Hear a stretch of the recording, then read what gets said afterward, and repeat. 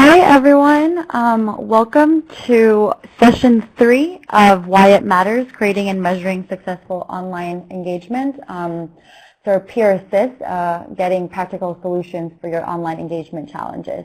I'm Adrienne Tadella, Knowledge Management Coordinator of the TOPS program of the core group. And again, we welcome everyone for joining us here today. Just a couple of few notes before we get started. I see that we have an audience of both newcomers, new names, and those back from our 2 previous sessions.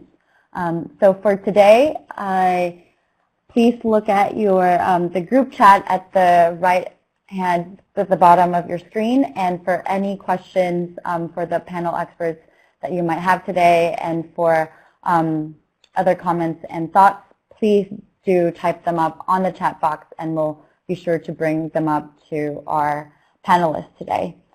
Please also be reminded that this session is being recorded and will be available, plus the presentation and other materials, on the FSN Network website, as is with our session 1 and session 2 materials. Anyways, without further ado, I'm going to turn it to my colleague, Yemisi Songo-Williams, who is a knowledge management specialist for the TOPS program with core group as well. So, Yemisi? Thank you, Adrienne, and good morning, everyone. It's a pleasure to have you at this, our final event of the 2016 Summer Series on Measuring Successful Online Engagement. I'm Yemisi Songo-Williams, KM Specialist for TOPS, and today with me I have Adrienne Tadella, who you just heard from, and also Sheila Jackson, who is the TOPS KM Senior Specialist and KM Task Force Chair, and Holly Collins, our Communications Associate. So currently we have about 16 participants online. As Adrienne said, it's really nice to see some repeat guests from our previous 2 sessions. A warm welcome to all of you. We once again have the pleasure of hosting Stan Garfield and Richard Millington, who were guest presenters at our previous sessions in the series. So 2 weeks ago, at the first session, community building guru Stan Garfield shared with us the key considerations we should be thinking through for driving community membership. Stan also gave us some very welcome guidance on how to engage users consistently and successfully across our community homes. And at our second session last week, Rich Millington, founder of feverbee.com, took us through the importance of measuring online engagement and showed us how we could assess the general health of our online communities and use this analysis to prioritize our community management and engagement activities. So if you missed these 2 events, I would urge you, please check out the resources on the fsnnetwork.org. Stan and Rich shared some really quick and easy tips that you can immediately begin to use to make your work more effective, so it's worth having a look. And also, because virtual events such as this one are quite a large part of our online management arsenal and our community activity, today we have the additional privilege of hosting Dar Maxwell, manager of IRG's Learning Technologies team, to give us some tips and techniques for designing and hosting successful online events. And Dar has accumulated these across her 2 decades plus years of experience in knowledge management and sharing, distance learning applications, training, and user-centric audio, visual, and online technology. Really looking forward to that. We'll start today by hearing from Dar, and then we'll use the rest of the time to really take some questions from all of you today for our guest experts. And we've planned this session as a kind of virtual peer assist, and we'd really love it if your questions drive the discussion today. So please don't hesitate to ask as many questions as you'd like. Don't feel you're hogging the time or the space. Dar, Stan, and Rich have very, very kindly put their expertise completely at our disposal today. And they're here to provide guidance and advice for the challenges that you face in your work when you're building online communities and when you're striving to measure their impact. So feel free to type in all your questions, all your comments, share your experiences using the chat box at any time during today's event. So let's start. We'll start by having our panelists introduce themselves, and we'll be super polite and do ladies first. So Hey there, everybody. Let me see, did you want me to just introduce myself and then toss it to Richard and Stan also, or do you want me to go through the presentation and then go to Richard and Stan?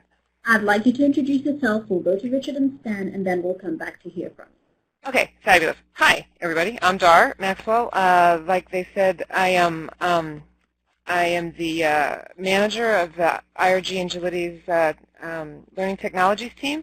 It's a team that we kind of put together through an evolution of need. We were doing, at this point, we're over 1,500 live events that we've produced, planned, designed, and facilitated for USAID across multiple projects with different topics, different needs, different objectives. And so I have quite the diverse amount of knowledge in my head that I would love to share with you guys. And I can't wait to get started on that. Thank you, Dar. We really have a lot to learn from you, I think. 1,500 is no small amount. And now over to you, Stan.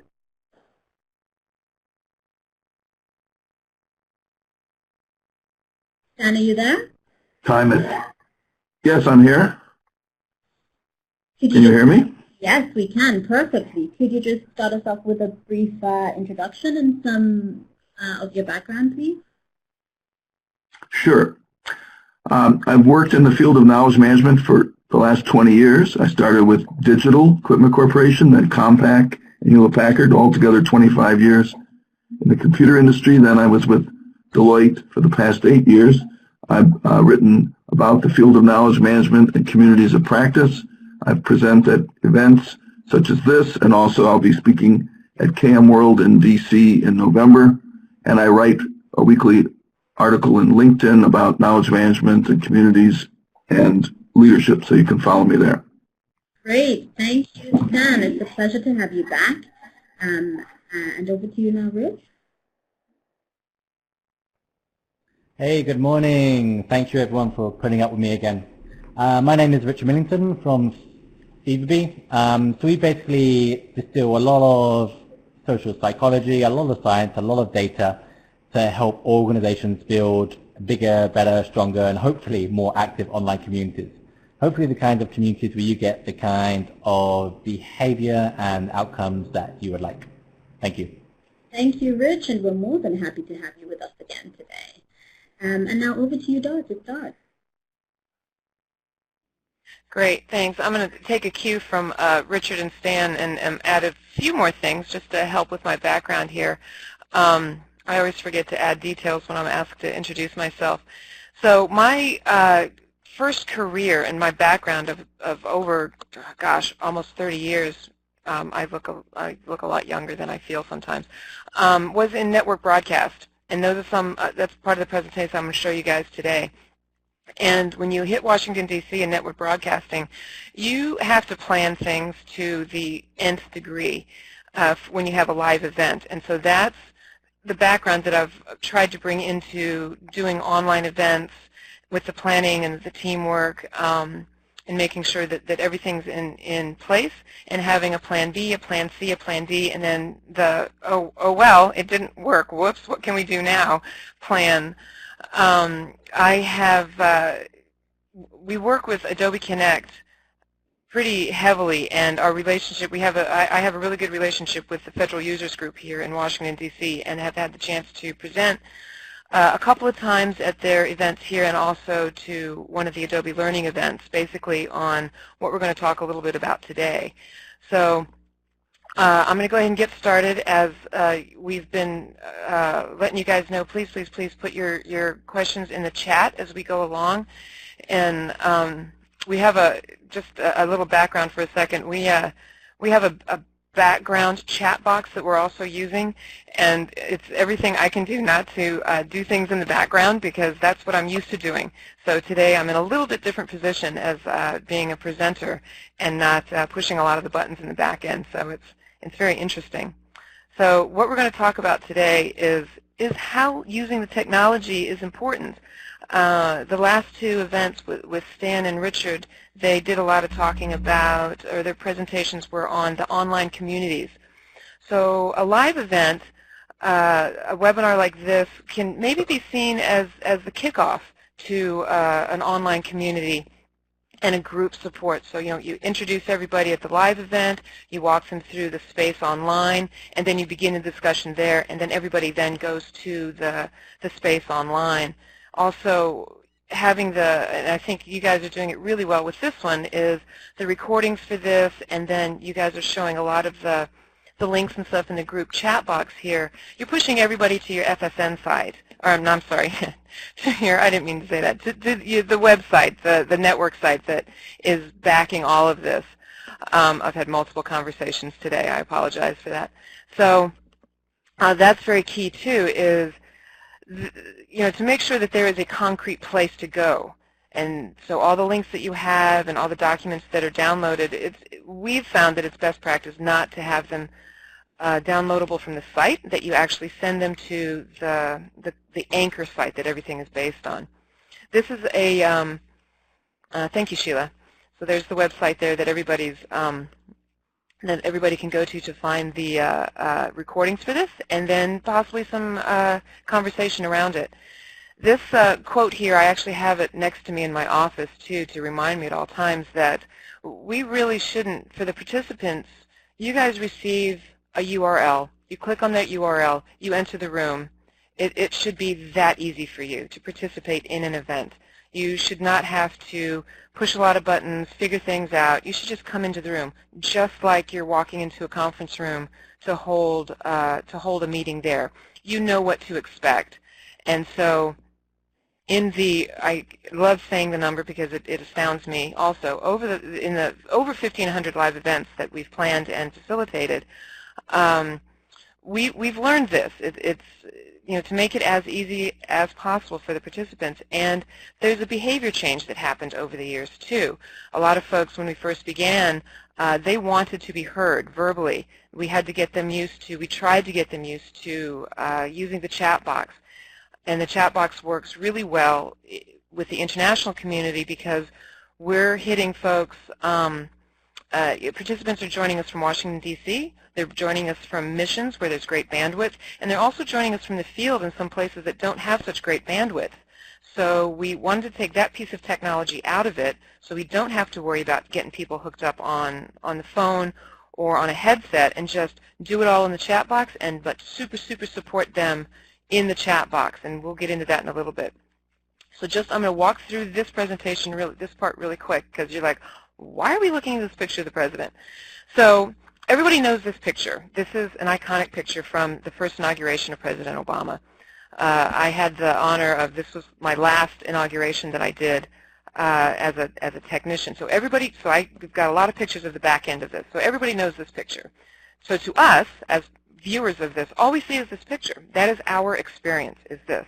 To get that picture and to do that inauguration, there is lots of cables. It takes 2 to 3 weeks to set it up. I'm going to make a point here, I promise you guys. This is the Capitol. This is the cabling that happens before the event. And remember, keep in mind it's January. Lots of cables. It's very cold. This is, I think, about 1.5 weeks before the inauguration. We're putting microphones out. That's me. You can wave at me. So this part here is where the one side of the press is. Over at the other one. They're setting up down there for the orchestra, and these folks are putting up the podium mics. This is, if we go back to this one, if you look straight ahead, this is where all the still cameras are, and this is just one group of them. To get that, so remember, we've got one picture here that we're looking at. Here's another shot of all those. These are just the still photographers. These aren't even the video photographers. And then here is the head-on shot. So this is facing the podium, and you can see all the other, the live participants that fill in the mall. So this was my perspective from the event, all for this picture. So this is what we saw, and we also saw, Sheila, that's funny. So this is what we saw in multiple magazines and newspapers. We all watched the event on television or listened to it on the radio, but there was weeks of planning, months of planning, lots of cables to be pulled, lots of team effort, and everybody worked together to make it happen. So planning, teamwork, and redundancy. Redundancy is a key word. So for our online events that we do, I'm going to walk through a couple slides that I'm going to show you the background team. This is one that we used to do for, this was actually an online walkthrough of a tool. And these two folks here, the red arrows, they were the two instructors for the tool. They were our two subject matter experts.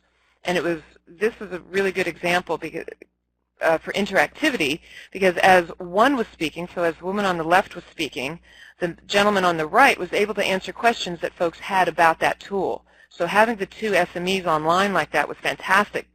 So you could have the verbal support and also the in-chat group, in the chat box support too. And that's something that we've actually continued moving on. We always try and have somebody in the chat box also supporting the topic. The facilitator is taking care of the participants. As you can see, our hosts are doing for us today. There's a lot of chat going on in the chat box. Let's see who else is here. The technician. So we always make sure that we have one person who is focusing on the technology, so that the folks that are dealing with the content or facilitating the participants can focus on that. If a participant has a technical question, we make sure that the web tech takes care of that so we can continue on the content.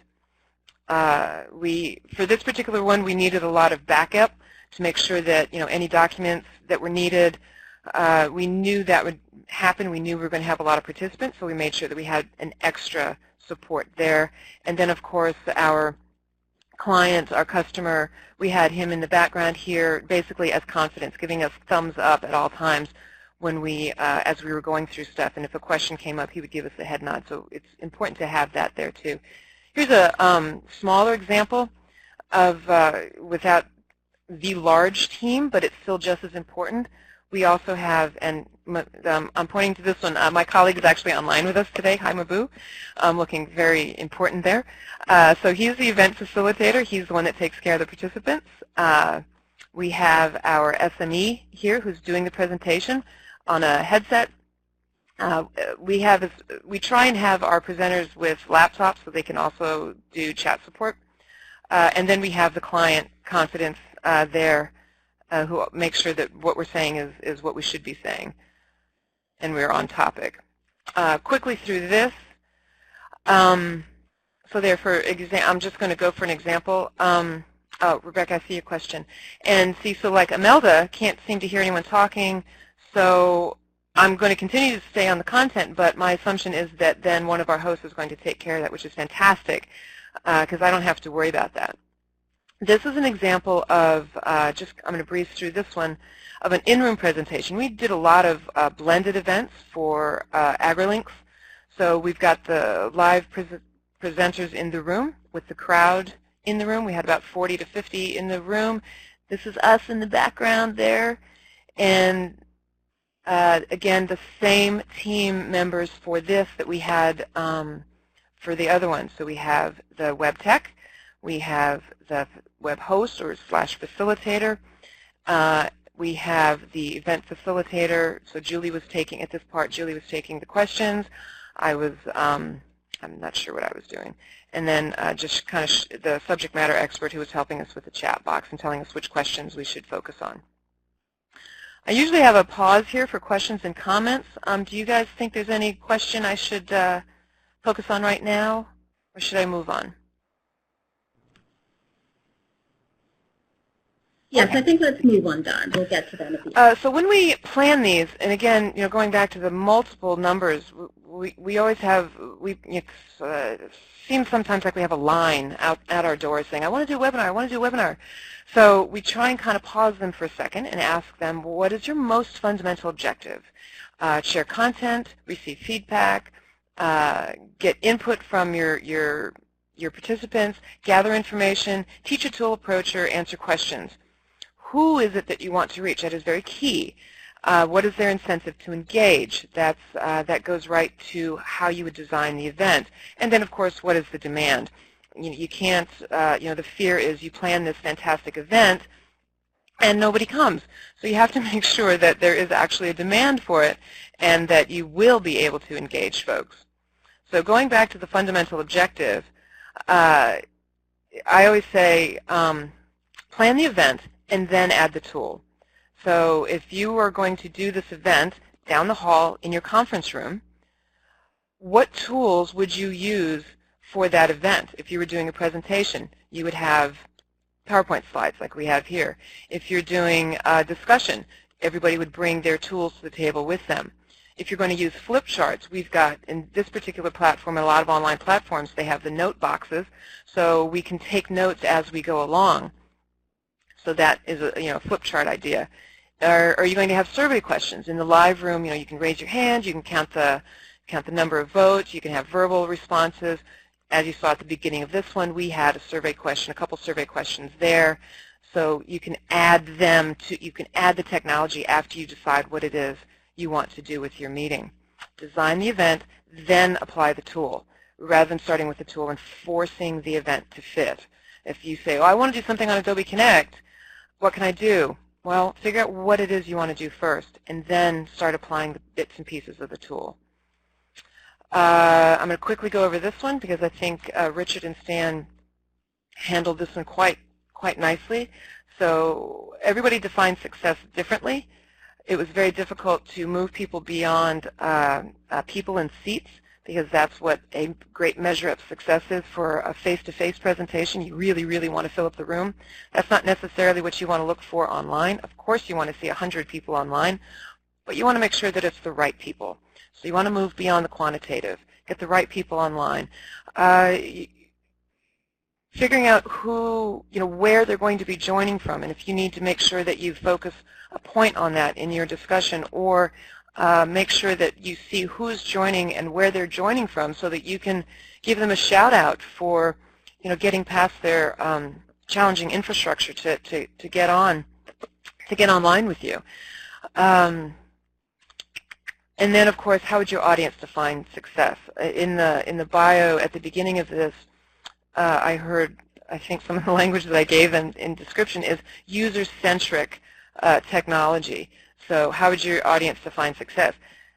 And I think part of the success for them is, was it easy for them to get in and to hear and participate in what they needed to do? What does this event tie into? So this could be kind of what I said at the beginning there. You could have this live event that then feeds into your community discussion on the website, or feeds into an FAQ list. We've done that many times. Or is a peer-to-peer sharing that then creates some talking points that can then be turned into a document. So it's very, so this is very key too. I'm going to zoom past this slide real quick. We always add we call it a rapid after-action review, because I think the term rapid makes folks stay in their seats for 10 to 15 minutes. Sometimes when people hear after-action review, they panic and want to run as quickly as possible out of the room. So we try to let them know, nope, we just need 5 minutes of your time. What worked, what didn't work, and what would you change? The first question obviously being so that everybody can have a pat on the back. Hey, was this great? Did this work for you guys? And then what worked, what didn't, and what can we change for the next one moving forward?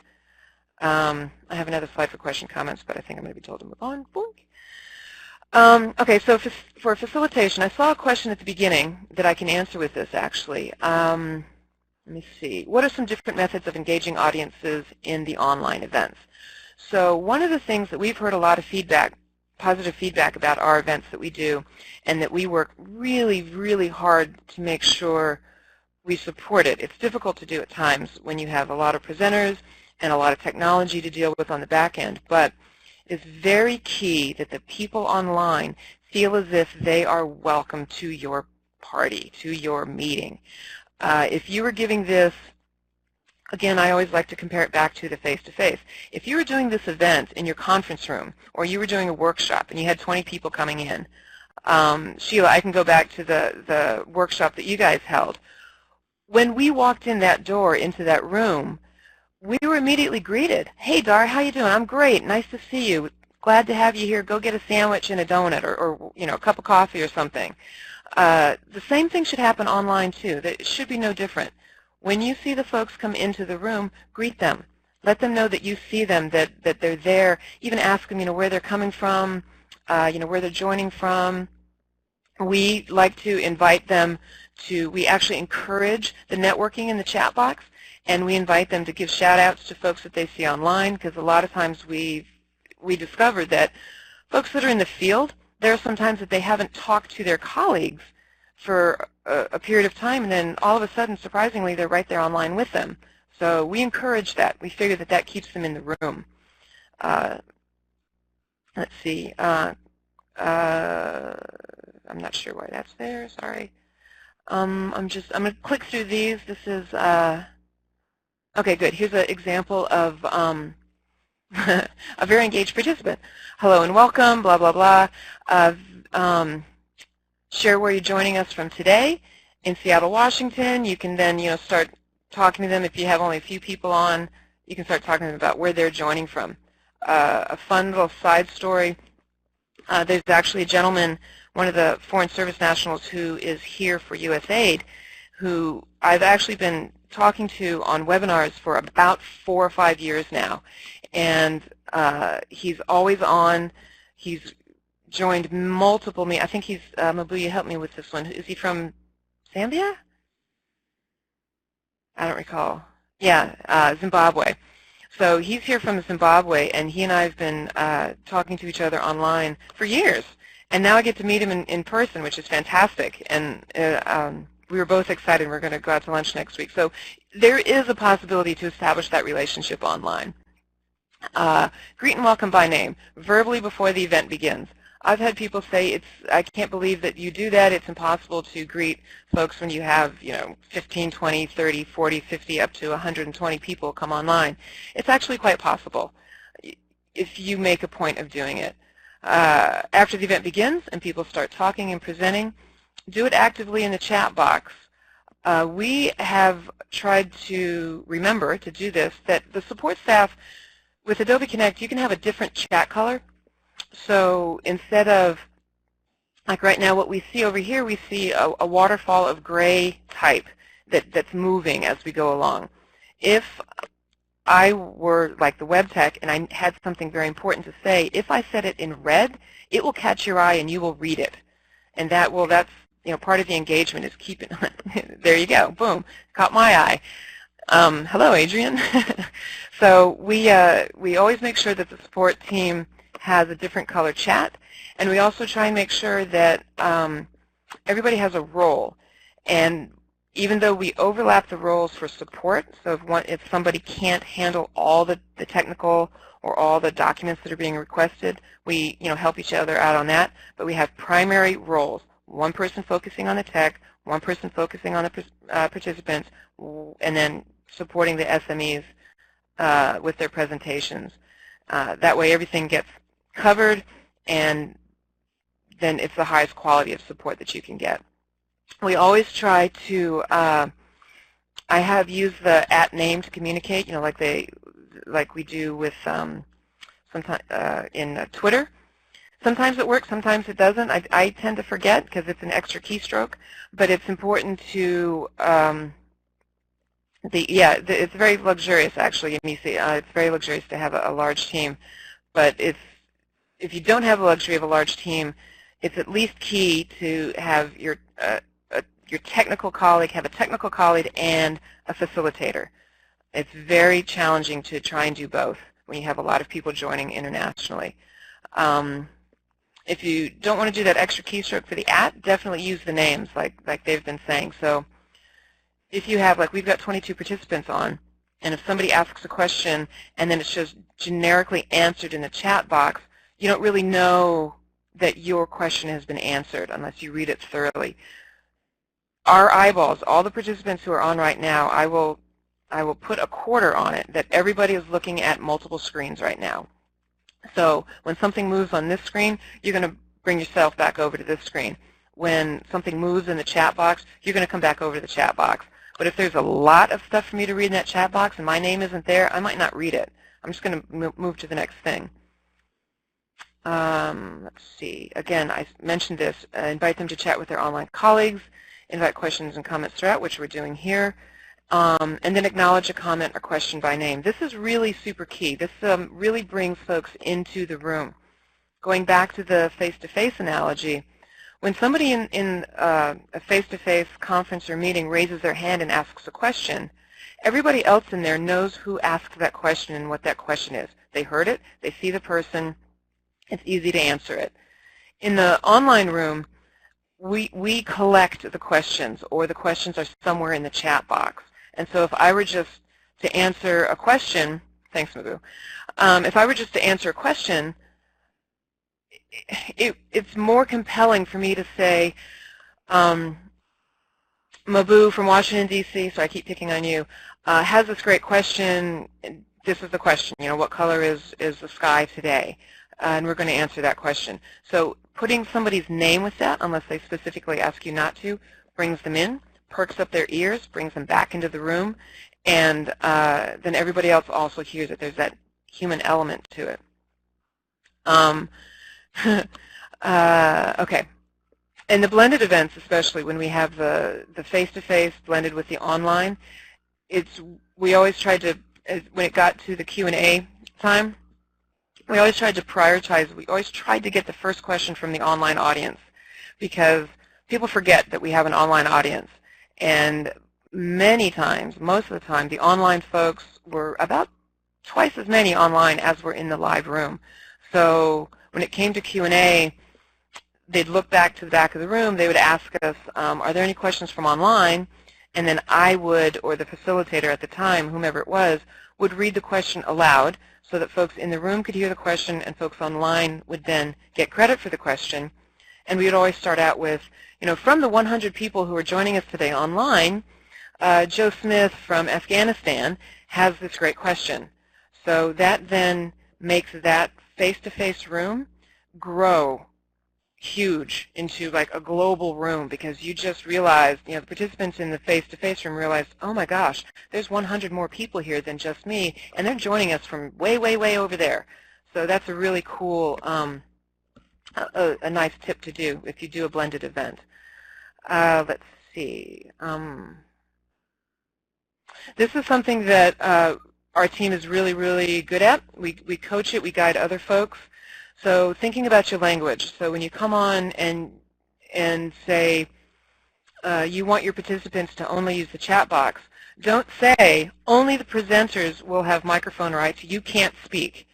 You say the presenters will. You'll hear the presenters in your speakers, and you will have the ability to use the chat box as often as possible throughout the entire thing.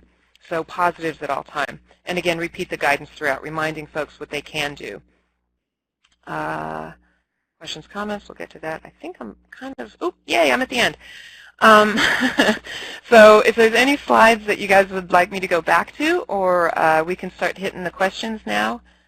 Do you want me to, I'm going to let you guys tell me how you'd like to go about it.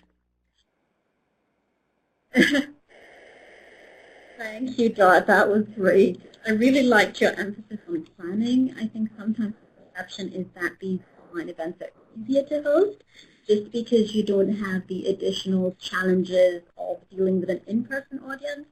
I've learned to have quite a healthy sort of respect for technology. There's always that chance that something will go wrong when you least expect it, no matter how many practice runs you've done. So it's really a useful tip to hear you say we need to be constantly thinking about a plan B. If this goes wrong, what's our next step? What's our next step?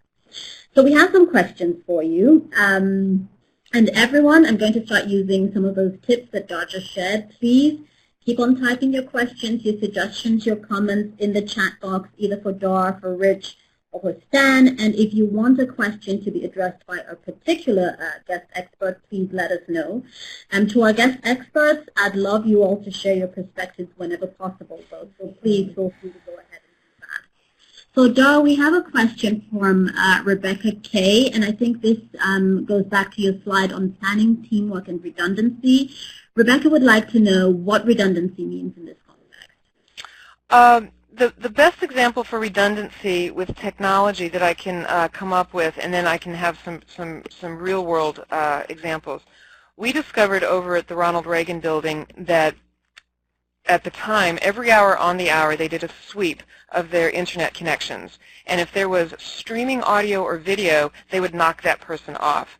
So imagine you're doing an hour-long webinar. You start the meeting, before the hour, and you end it after the hour, and you get swept off from the internet. Your meeting goes down. Your audio goes down. So we can't explain that to the participants. They don't care that we're having those technical challenges. They care that they want the meeting to go on. So we created a redundancy. We put the audio from the event into 2 computers. We began the meeting on one computer 15 minutes before the other one, so that when that one computer was swept off the internet connection, we just immediately switched over to the other computer for the audio, and so there was a continuous audio going. The participants had no idea anything wonky happened, and then we were able to go back and forth. It took us a couple times to figure out what the heck was going on, but that is one big example of redundancy. Also, a more realistic but fun story that I like to tell, idea of redundancy is, and I actually did not do that today, and I should have, is you really never know what's going to happen. So we always plan, because we work with so many international participants, we don't really know what their technical capabilities are. Sometimes the infrastructure is, on wireless or 3G. So we always try to make sure that the bandwidth of the room is at that level to take care of everybody. The challenges that we come up with, if we have a remote presenter and they lose connectivity, they no longer can see the screen. We can bring them up on a phone. So let me tell the story real quick, and then you'll understand what I mean. So we did this large webinar with lots of people internationally, and planned for them, thought about all the all the challenges that we'd have with their infrastructure, with them hearing, with them seeing, limited our video, limited our, brought the audio bandwidth down as low as we could. Our host presenter, our main host actually, was presenting from his home in Silver Spring, Maryland. Nice internet connection, fabulous way to go.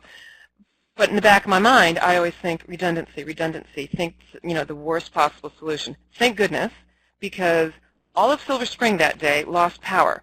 So he not only lost the internet connection, he lost power, all electricity. So he texted me from his cell phone to my cell phone. We dialed him in on the phone line that we had integrated into the webinar, and because I'm extraordinarily OCD, I insisted that he have a hard copy printout of his PowerPoint presentation. So he was able to continue his presentation just flipping through his hard copy PowerPoint and continuing on the phone. We were down probably 2 to 3 minutes, and the whole time, so the technical person, me at that time, I was working to get the technology back up, and our facilitator was letting the participants know exactly what was going on. Not going into grand detail, but you don't want to have any downtime because you're going to lose people's attention. They're going to leave, or they're going to move on to something else. So I'm hoping that is a couple of good examples of redundancy. Also, another example of redundancy is having more than one person know the topic that they're discussing.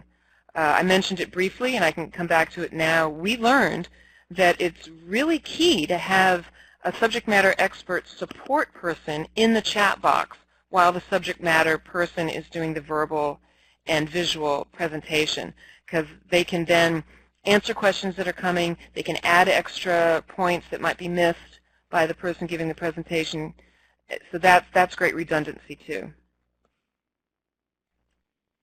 Great, thanks, Dart. And I think this next question follows up quite nicely from that. Unfortunately, it was in the opening poll, so we don't know who asked it, but thank you. And I think I'd like to put this out there to the entire panel. What are some of the best tools for synchronous online events?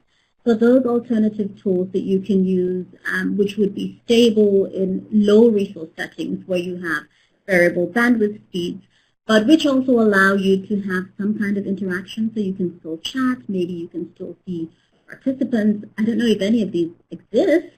Do you have any thoughts on this? I'm going to jump in, and then if Richard or Stan want to add something, just interrupt me and join in. I saw that question at the beginning, and it's a great question because we all have that challenge.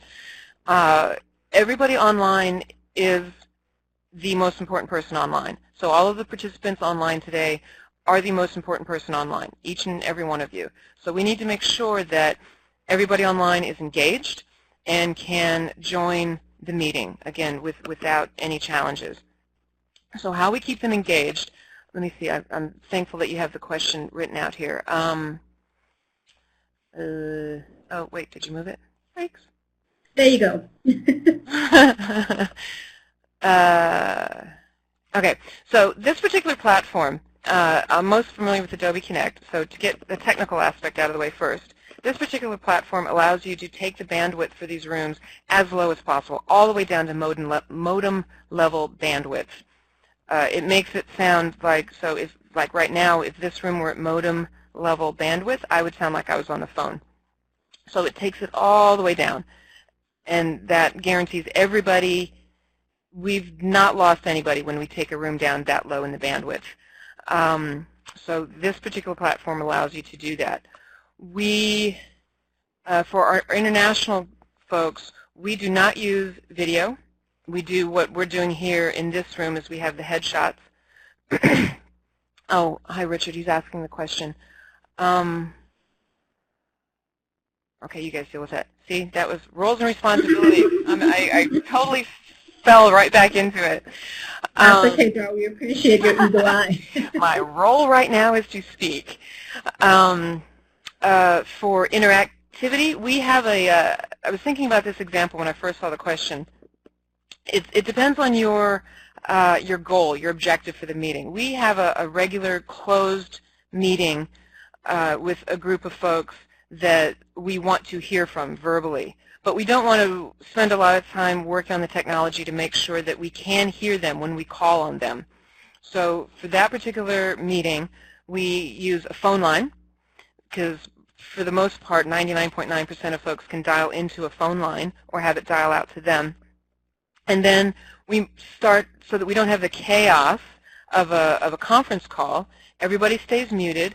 If they have a question that they would like to verbalize or go into grand detail on, we call out their name. You know, they let us know in the chat box. It's like use all the tools at your disposal. They let us know in the chat box, hey, I have a question. I really want to talk about you know, the fabulous weather we've been having in DC this week. And so then I would say, great. Sorry, Mabu, I'm going to pick on you again. Mabu, I see that you have a question. We're going to go ahead and unmute your line. Why don't you go ahead and speak? And then you don't have that chaos. It's very organized. People get called on, so that helps. Let's see, alternative tools. Okay, so seeing participants, we see their names. So in this, you know, you see those fabulous movies where you see lots and lots and lots of participants online for your room.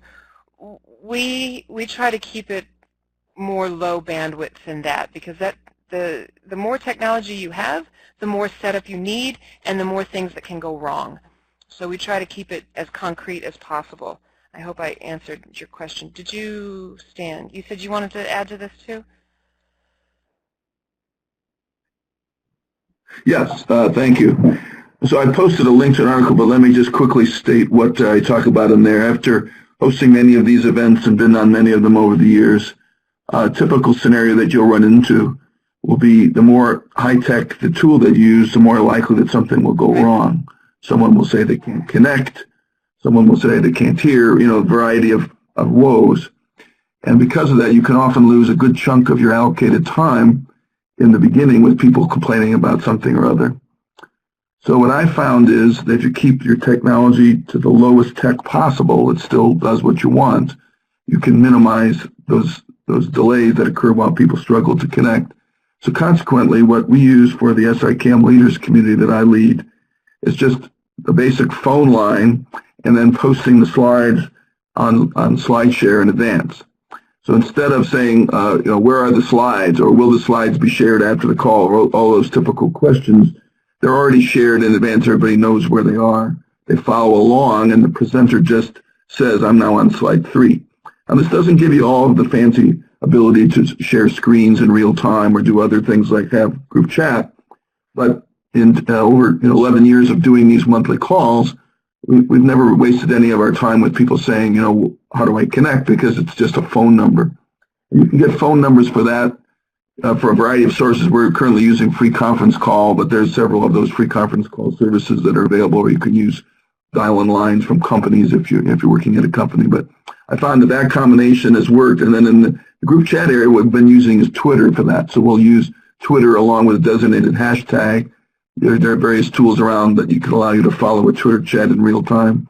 So with a combination of phone line, SlideShare, and Twitter, then these are tools that many people, if not everyone, can use, and you don't get into the thing about, well, this doesn't work on mine. Like, for example, with this Adobe Connect, when I first tried to prepare for this call, before I did my session, I found that it didn't work properly in my browser, which was Firefox, and I had to switch over to using it in Microsoft. So those are the kind of things that you can run into even with tools that provide you with good functionality like this.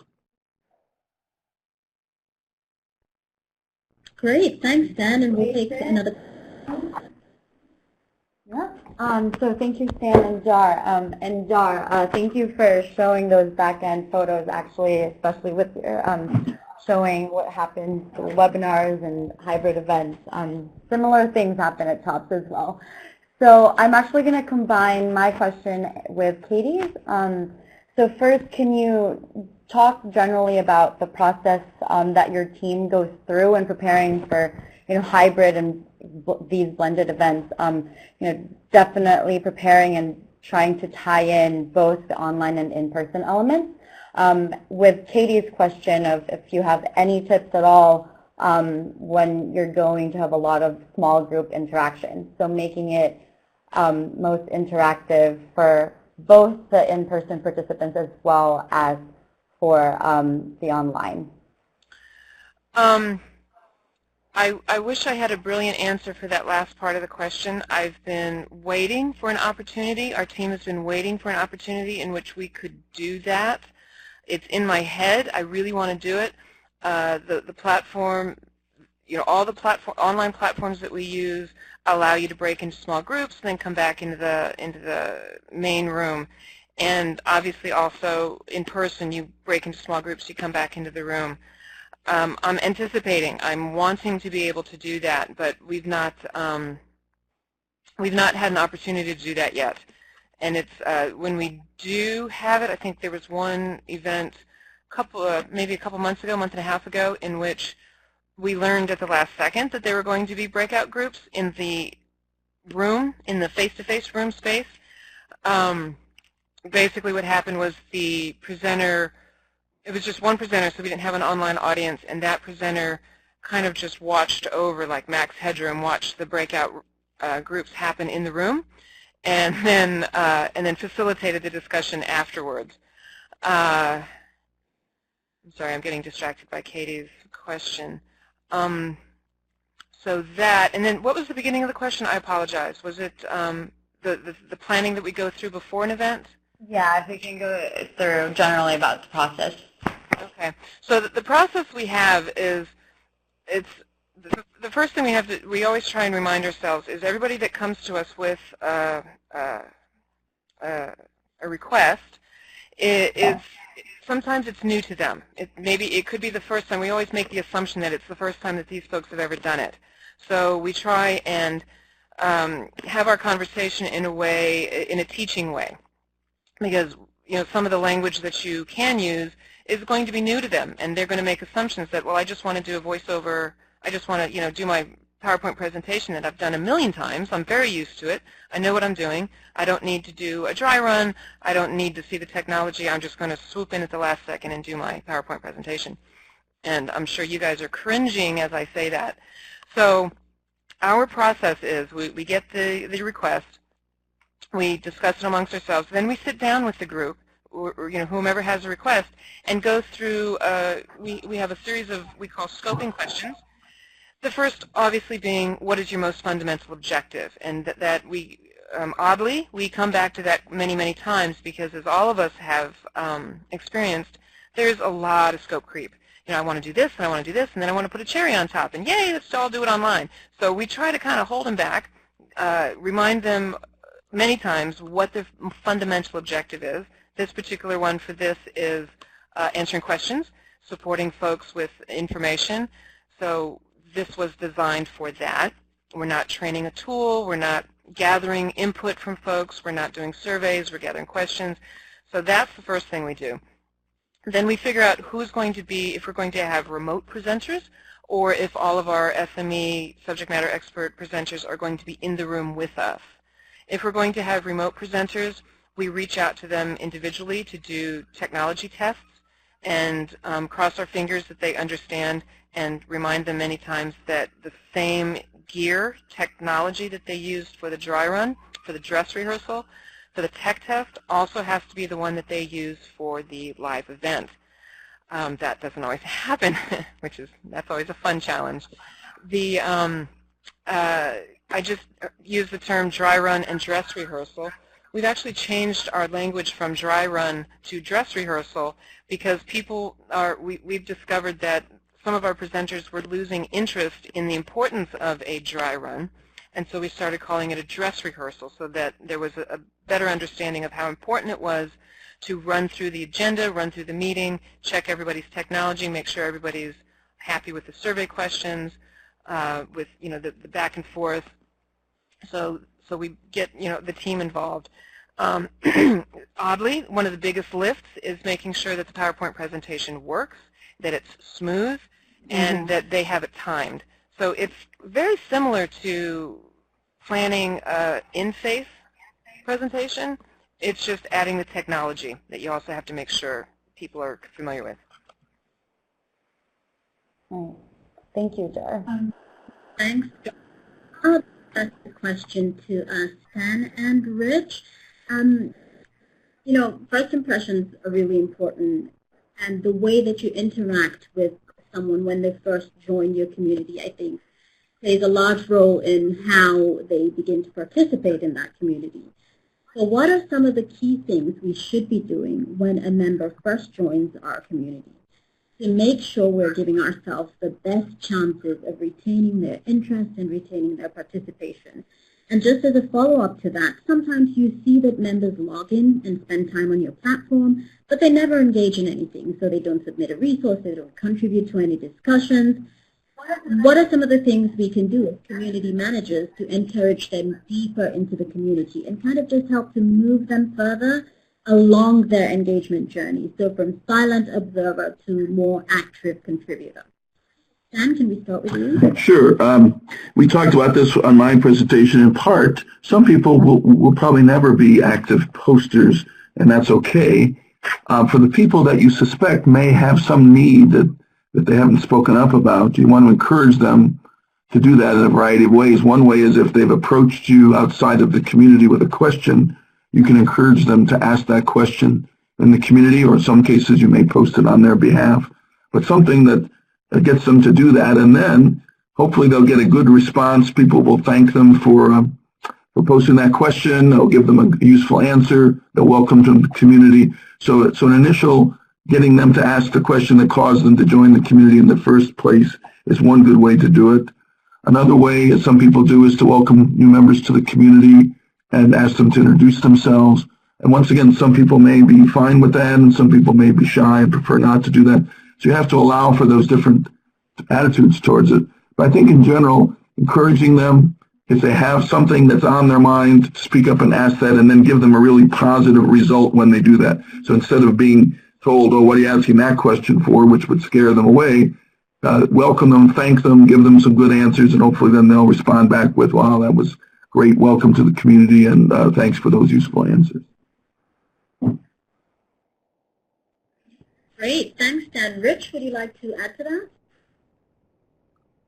that? Sure, thanks for the answer, Stan. So let's talk about what you shouldn't be doing, because this happens so often. What you shouldn't be doing is nothing. Imagine that you are someone that's just joined your platform today. You don't know what's being discussed in the past. You don't know who the top members are. You don't know what's a good question or what's a bad question. you are feeling pretty incompetent and lonely when you first join a new online community. So the very first thing you want to feel is not incompetent. You want to feel useful. You want to feel you can make a unique, useful contribution. And we've tested this in dozens, maybe hundreds of online communities. The critical step to getting people engaged when they first join is to find something unique in their background. So if someone has a unique expertise in, say, agriculture, finding a relevant agriculture discussion where they can share the expertise, where they can answer questions, where they can be helpful is a really important thing.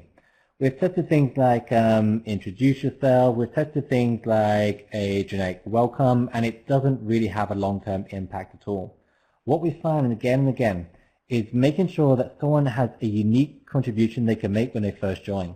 So spend the extra 30 seconds, maybe a minute, just looking into who this person is. Do a Google search if you have to, or look them up in an internal database. Find out what experiences they've had in the past, then let them know where they can use that, because feeling useful is the really key emotion that we want people to feel here. The one other thing that you can do is simply drop them a line and ask them how do they want to be involved. What skills, what knowledge, what resources do they think they can contribute to the group? Get people in the mindset that you genuinely want them to participate. Because too often we don't do this. We go with generic responses, we go with the introduce yourself, we go with just leaving them to their own devices, and I think we can do a much better job here. What we found when we do this, that you can increase that newcomer to regular participation rate from 20% up to 50% or more. And I think that's a good target that we can aim for. I think there's quite a lot of agreement about kind of making people feel welcome as they get on board your community. Just a quick addition to that. Say you run your online community for a number of years and you notice that you've hit a plateau of growth. You know, you're just not quite getting those same numbers that you used to do, or those same increases in membership that you used to do. Where do you go from there? What's your next step? And we'll start with Rich. Community is going to plateau eventually because there's only so many people that are interested in that field. So if a community progresses along the natural path of evolution that it should, then it will reach a plateau. And that should be a point where you're getting about the same number of new people that are joining the community as those that are leaving it, or not leaving it, but drifting away because they found new jobs, new careers, new interests, whatever. So that's part of the natural plateau. But I think what this is referring to more specifically is the idea that too often it plateaus before it should. And that can be through a number of reasons. One of them is that we're not promoting the community. I'm amazed by how many organizations we speak to who will say that the growth isn't doing well, but they're not doing anything to drive growth.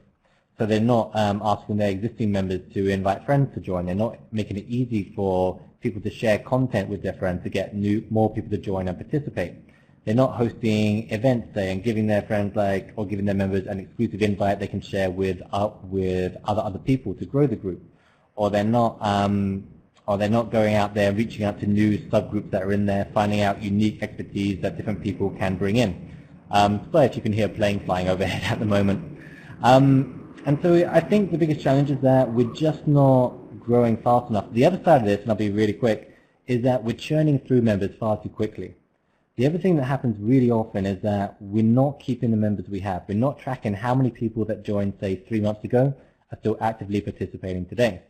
And if you want people to remain actively engaged in your community, you have to increase their sense of competence within the group, that they are feeling better and smarter and they can contribute more to the group than what they did before. And that's going to mean giving them a pathway of sorts where they can share increasingly more amounts of expertise. So they might reply to a discussion, write a column on that, host a webinar on that. So there's a growing scale of responsibility they can have.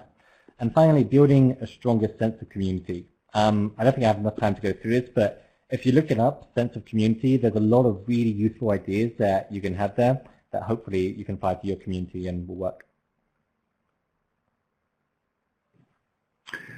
So this is Stan. I would add to what Rich said, and I certainly agree on the promotion aspect. You have to promote and you have to repeat some of your promotion, because each time you promote, there's going to be new people that wouldn't have received it the first time. There's going to be people who did receive it but didn't pay attention to it the first time, or didn't act on it. So you have to repeat promotion periodically. And each time you do, you should tend to notice a bump in membership if what you're doing is worthwhile. And the other thing that you can do is to find other channels to let people know what's going on. So other communities, other publications, online, social media, and so forth. What I find useful is when you receive a direct question is to, instead of just saying, oh, well, I can answer that, and then answering it, is to recommend to the person who's asking the question that if they join the community and post it there, they'll get more rich set of responses than just whatever you would provide. So we have a tendency sometimes to say, oh, well, I can answer this, so let me just answer it. But I stop myself from doing that and say, hey, if you join the community, I'll be glad to answer you there. But you'll also receive answers from others, and other people will also benefit from the exchange. So remembering to do that and encouraging others who receive questions regularly to do the same and steer people towards the community is another way to build membership. Thanks, Dan. And I think we've also found it useful to kind of make more of our links to our guest experts. We've noticed kind of real sort of increases in interest because we've had you three on. So thank you for that. And I think Adrian has a question now. Yeah, and this question is from Katie, and I think that all of our panel can hopefully answer this. But so she was talking about that, you know, at her company they've done a lot of in-person events where they've used a lot of liberating structure approaches whenever it's a more participatory structure rather than the traditional learning from an expert type of format. So she is looking to figure out how to bring, you know, that magic of participation to their online engagement and how to ease and prepare the participants for that kind of engagement. Well, I'll talk about an event we just held last week that was along those lines. It was our monthly call for the SICAM leaders community. We had Arthur Shelley from Australia as our guest. Well, not necessarily call him presenter. He was intending to facilitate a discussion along the lines that Katie's talking about. And it's always challenging because even if you let people know in advance this is going to be an interactive discussion and you prime the pump with some things, you still end up having sort of a predictable minimum number of people that are willing to speak up. So even if you stop and say, all right, so we're going to discuss this, there's going to be sort of reluctance for someone to speak up. So what I think you have to do in cases like that is you've got to ask some people in advance to be some of the early ones to speak up. And then you've got to, as was mentioned before by Dar, you've got to recognize those people when they do so that they're celebrated for participating. But inevitably, there'll be some people that if you wanted them to participate, they just rather listen. So that's okay. Get as many people as you can up front. Make a positive environment so when people do speak up, they feel like something good happened rather than something bad happened. But you're going to get a mix of people who will speak and people that prefer to listen. If I may, one of the those are great. I always think about my my participation. There are times when I really kind of don't want to even be recognized in the room. I just kind of want to hover and listen and learn, not necessarily be called out for any questions. You know, it's high school nightmares when you didn't do the homework. One example we did from way back, we had this town hall meeting, and we were using Adobe Connect. We had a whole bunch of people. Actually, I'm sorry, not a town hall meeting. It was a brainstorming session. We had about 30 people in the room, and we had about 20 people online, all of whom we needed to hear from. And we were feeding a document, so we were keeping track of all of this stuff. We used the online notes. You can use a shared Google Doc these days. I don't think it existed back then. We had we had the note-taking, live note-taking as it was happening in the Adobe Connect room that we're using, and we broadcast that into the room, into the live room simultaneously. So everybody saw the notes as they were being built. What happened was, that was surprising to us and a nice satisfactory pat on the back, was we had people coming up to us during the breaks from the live room, from the face-to-face room, and asking us to add points to the notes that they weren't able to contribute as they were going along.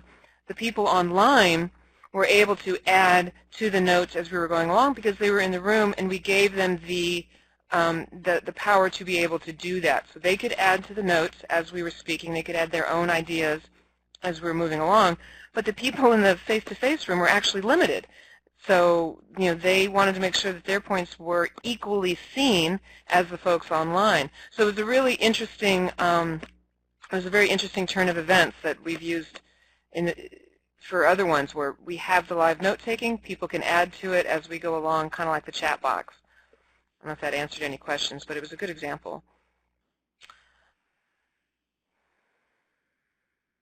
Yes, I think it did. And we have a question from Jessica Chan, which I think I'd like to pose to you, Dar, again. So Jess is talking about attending large events where Q&A questions are sent in by different means, so via text, Twitter, or some other online platform. And we would like to hear some experiences or any lessons on how to facilitate this so it's quite efficient in real time. I know Stan, I think it was Stan who was speaking to this also, using the multiple platforms and using Twitter. We've used that in the past. We're lucky to have Adobe Connect, which allows us to have the chat box.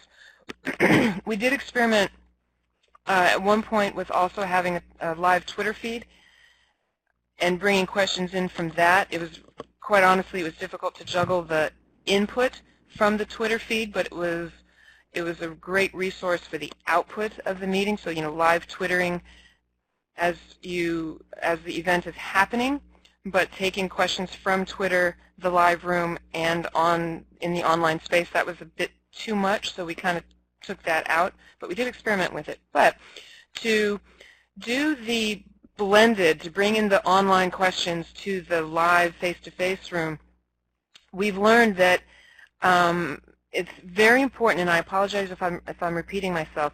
It's very important that everybody recognizes that there is an online audience, like Sheila said, that they become visible to the folks in the room, and also letting folks online know who's in the room and what's happening, so that there's an equal experience going on. We read the questions aloud. We have a subject matter expert that helps us prioritize the questions to make sure that we're not asking a question that has already been answered in the room because we're focusing in a different place. We're not hearing the content necessarily. So we have somebody on our team that works with us that knows the subject matter that can help us prioritize the questions and make sure that we ask the questions that will be most helpful for the discussion. We try and, again, begin with an online question and then try and go back and forth and explain it to everybody. We're going to go to the online audience first. We're then going to take a question in the room, and then we'll go back and forth as needed to make sure that everybody gets equal voice. Yeah, does that, let me see. I'm trying to see if that answered the question. I think, okay. Would you like to, while Star looks at that, would you like to sort of add anything to that?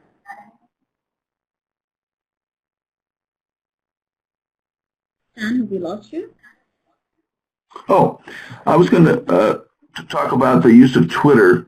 If you use the tools, there's several of them. We use tchat.io as a tool that allows people to log in using their Twitter account. It will automatically add the hashtag for the Twitter chat, and it will automatically refresh and show you the latest posts. If you use a tool like that, then it sort of mimics what you would get in a group chat like we're seeing here in Adobe Connect. And then the other nice thing you can do afterwards is that you can use a tool like Storify to show the archive or the transcript of the chat. You can pick out the ones you want. You can put them into reverse chronological order, whatever you want to do with them.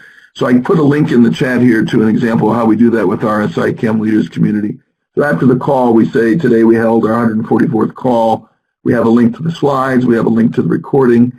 And then we have a link to the Storify, which is essentially the recap of the online chat. So we found that works quite well. Not everyone's going to use Twitter, but it's at least something that is theoretically available to anyone. The name of the tool is tchat.io. That's the tool for doing the online tweeting during the event. And the tool that we use for the recap is called Storify. Great. Thank you, Stan. And then just a question for Rich, and everyone, please keep your questions coming in as we wind down the hour.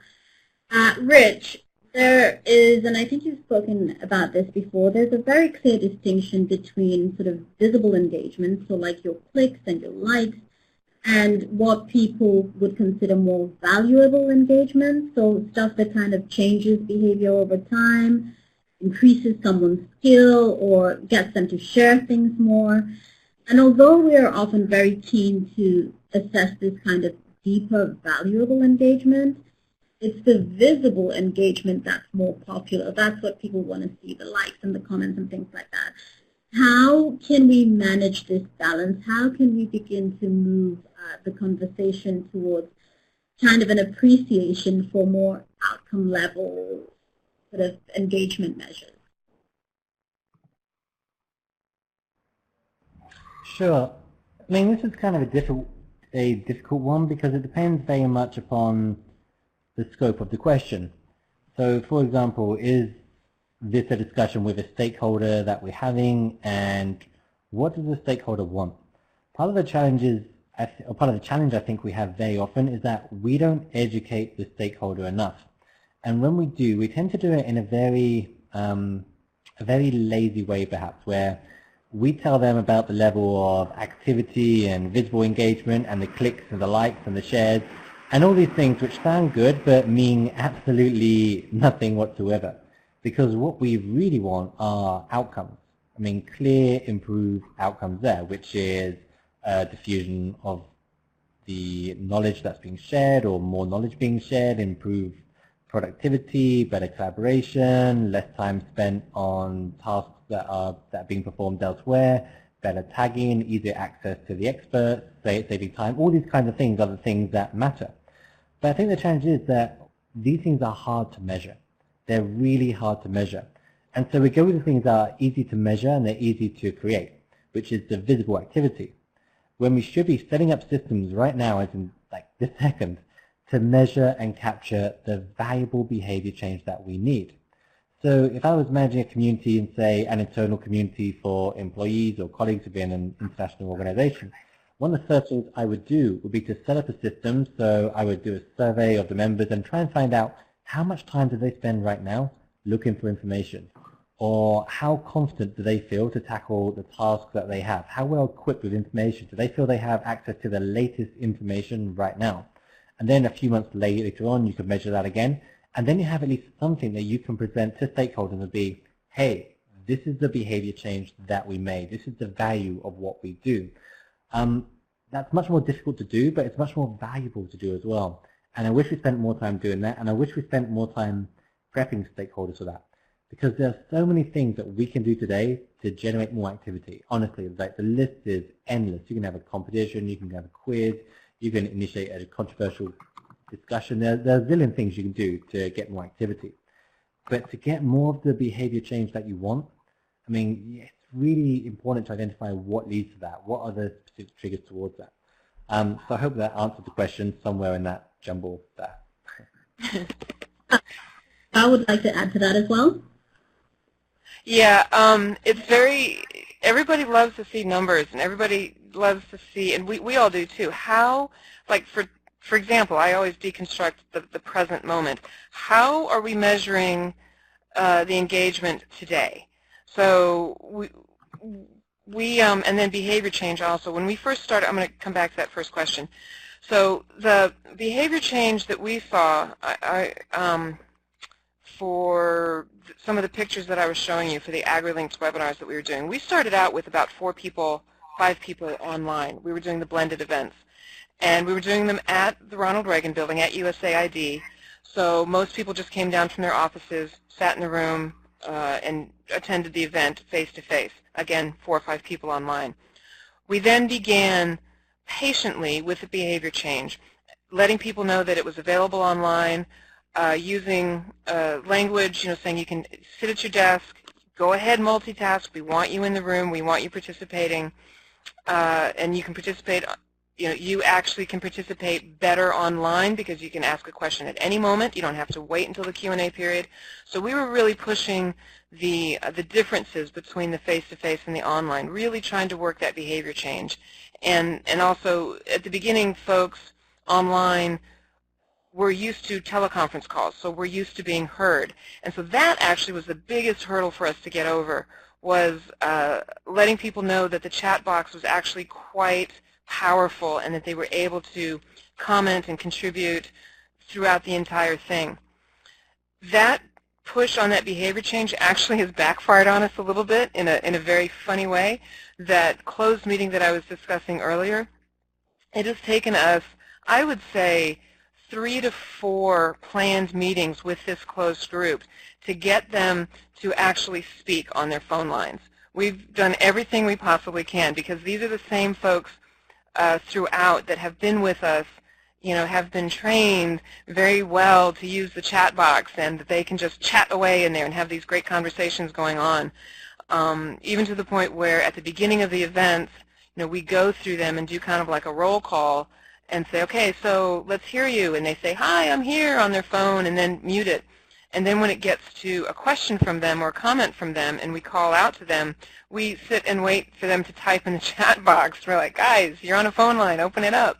So it's taken us 3 or 4 times to blend the behavior change into letting folks know that you can do either, and we will let you know which one it is that you can do. So it's very interesting watching that. I was so proud of that behavior change, and then it's like, oh goodness, now we got to get them to open up and speak again for us.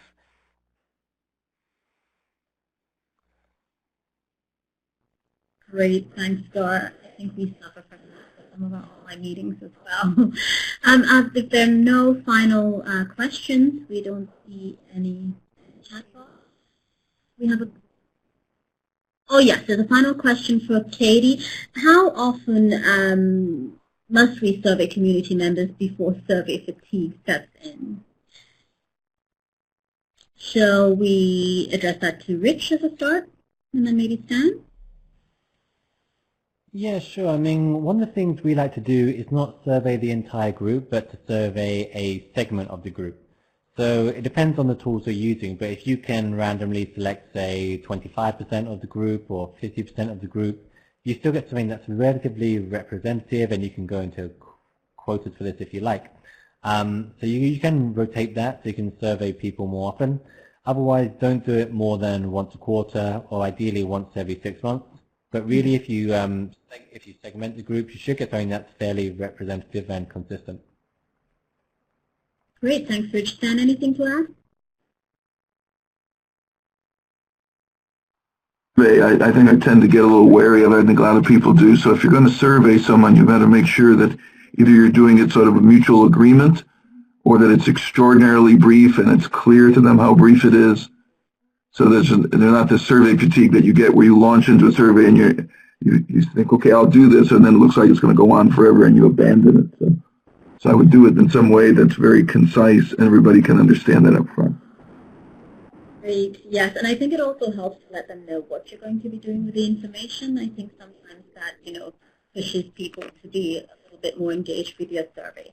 Dar, any thoughts? One quick thought on this. We have the practice that we've had is we have our webinars, we have our online events, and then there's a link to SurveyMonkey afterwards to fill out the post-event survey. That's the traditional, everybody does that, that's how we're going to do it way. And we all know what the percentage of responses are. I know, looking at myself, I rarely fill them out if I have to, wait for it, click on a link, fill it out. So the platform, some platforms allow you to do this, and we're trying to move in that direction with this particular platform with Adobe Connect, and let people know at the beginning, we're going to have some survey questions for you at the end within this space, just a couple questions. Bring it up so, like, for example, now as things are winding down, you watch your number of participants. We lost a few people at the top of the hour. There's still a few people petering off now. So you have to time when you bring those survey questions in to make sure that you get as many people as possible. But if you bring up your survey questions for a live event, while they're still in the room and still engaged, you get a lot higher percentage of responses, especially when you say, hey guys, I see 17 people online and I only see 3 responses. Let's really see if we can get those numbers up, and go ahead and give us your feedback and input. It helps us make these things better for you. Mm-hmm. That's such a great tip, Dar, because we have left our evaluation survey till the end, but it's something we can learn from. So I think at this point I'd like to just thank our guest panelists today, Dar Maxwell, Stan Garfield, and Rich Millington, for really being so willing to share their expertise with us. I think you've left us with some really valuable advice for moving forward with our work, and you've also been sort of great encouragement and I think an inspiration for us to keep kind of pushing through, no matter how challenging the task of sort of community building and measuring online engagement is. So thank you very much. It's been a pleasure hosting you. Before you leave, are there any final words you'd like to share with us today? And we'll start with you, Dar, again. No. You caught me typing.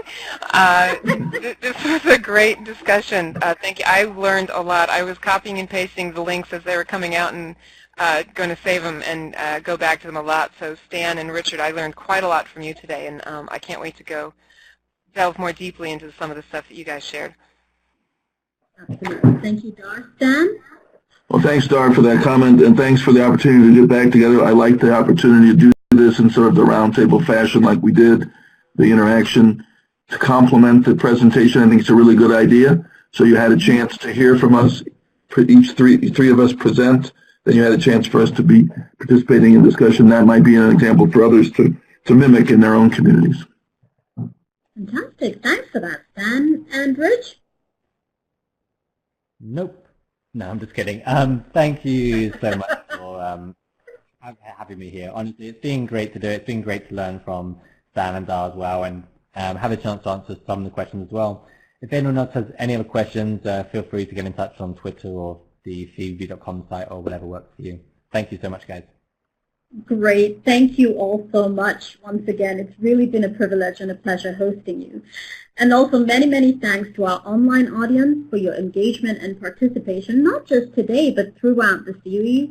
We hope it's been a useful experience for you and that you are leaving with some very concrete guidance to help you with your work. And before you leave, please do take a few minutes to fill in our online evaluation survey. The link is up on your screen, and as Dar said, they're really, really helpful in getting us to think through what your needs are and how we can meet those most efficiently. So please click on the link and take the survey.